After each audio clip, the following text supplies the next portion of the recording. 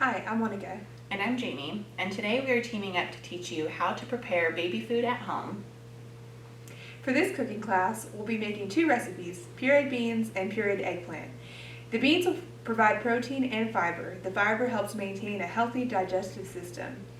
And the eggplant is packed with antioxidants, which helps protect against diseases. It is simple enough to do at home and can help save some money. So let's get started. These are some of the ingredients and kitchen tools we are going to use today. Pinto beans. So we have 2 cans of pinto beans, so they're about 14 ounces each, and we'll be adding about a half cup of water. And for making the pureed eggplant, we will use 1 large eggplant and a half cup of water. The kitchen tools that we will be using are a peeler, a knife, a cutting board, a colander, blender or a food processor, spatula, an ice cube tray with a lid or a freezer bag to store it in. Before you get started, you want to make sure that all countertops are clean, and as well as your utensils and sanitized. And don't forget to wash your hands. This will prevent the spread of germs and will help keep your food and your family safe. Since we are using produce, we will want to make sure that all of it has been washed well. We're going to start with the eggplant. Once washed, we're going to peel the eggplant and cut into 1-inch cubes. You can cook the eggplant on the stove or in the microwave, but we'll be using the microwave method.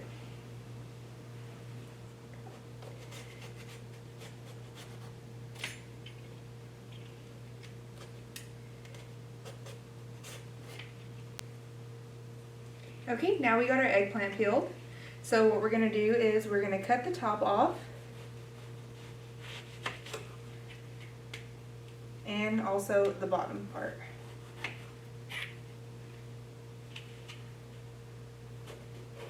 And then we'll cut it in half.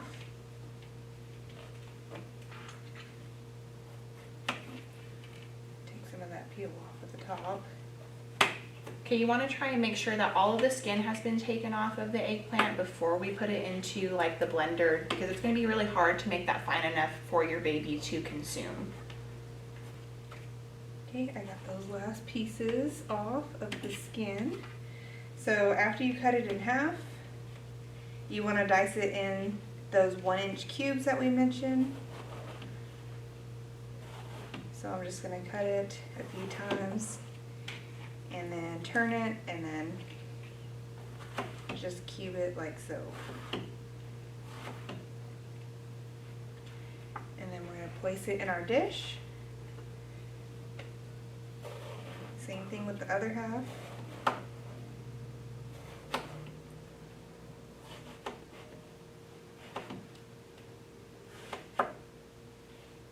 Turn it and cube it.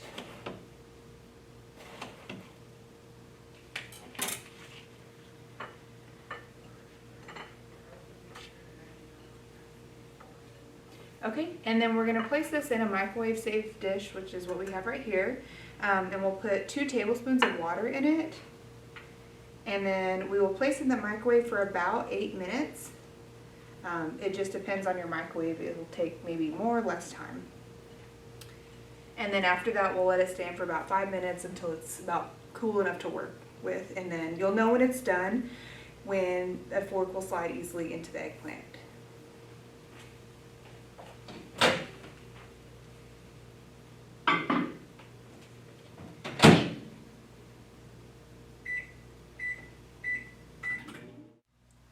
Now that our eggplant is finished cooking, we're going to add the eggplant, the cooking juice, and 2 tablespoons of water into a blender or a food processor.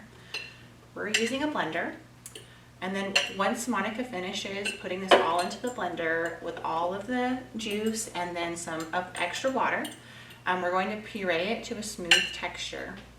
Okay, you might have to add a 1/4 to a half cup of water in order for it to get to a smooth texture.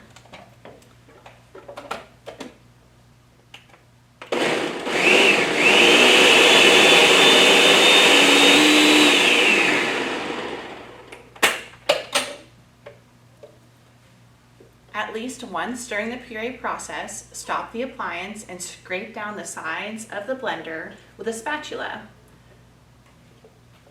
Okay, just like Monica's doing right here. And you might have to add a little bit of water if it's like a little too thick, okay? 'Cause just as Monica just did.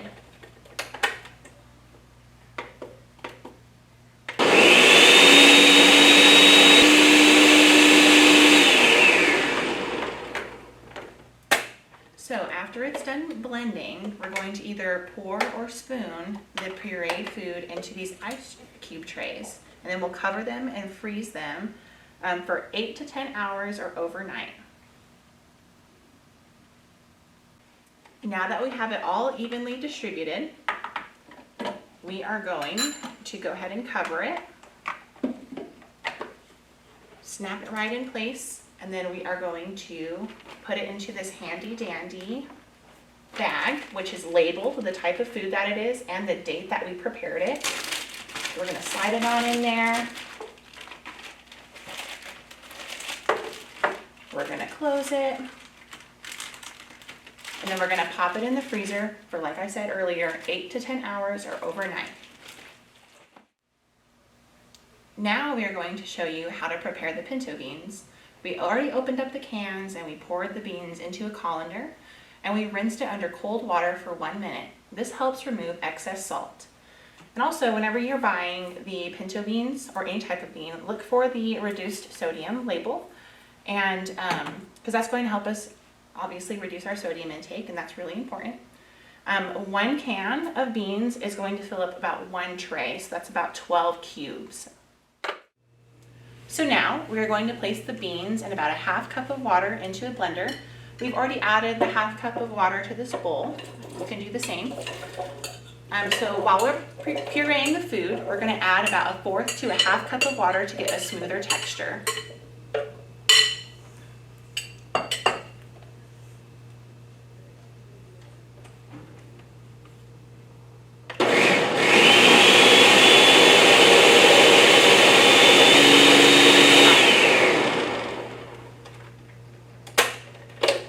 Like we did with the eggplant, we will stop the appliance and scrape down the sides of the blender with a spatula.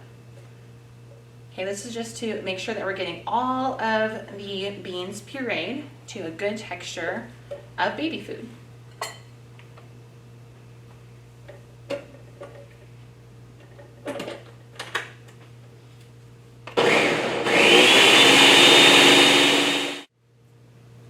Now we're going to pour or spoon the pureed beans into the ice cube trays. And it's really your preference if you prefer to pour or to spoon them in. Okay, now that it's done being equally distributed throughout our ice cube tray, we are going to cover it with a lid, and then we are going to place it into a labeled freezer bag with the type of food that it is and the date that it was prepared. Okay, we will freeze it between 8 and 10 hours or overnight. Okay, just kind of depends on what your goal is. All right, so let's start the timer. Okay, once frozen, remove the baby food trays from the freezer and quickly run under hot water just on the back of the tray to help release the cubes from the tray. So we're not trying to completely thaw it.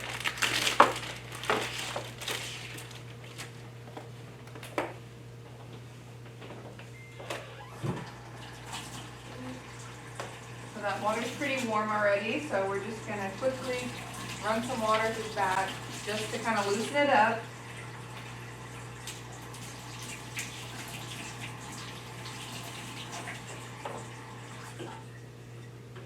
And we're gonna take these, try to get these out of this tray and store them in these freezer bags. That way you can make some more baby food if you want.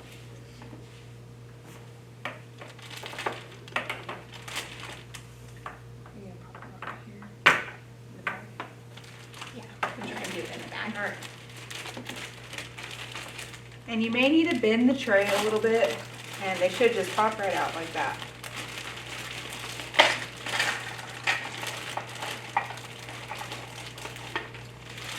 Well, that was so easy. So to thaw, you can use the refrigerator method or the microwave method. For the refrigerator method, place the cubes in a covered container in the fridge for 3 to 4 hours until thawed. You can warm them on the stove, in a hot water bath, or in the microwave. For the microwave method, place cubes in a microwave-safe dish and cover them with a paper towel. Heat using the defrost setting for 1 to 3 minutes.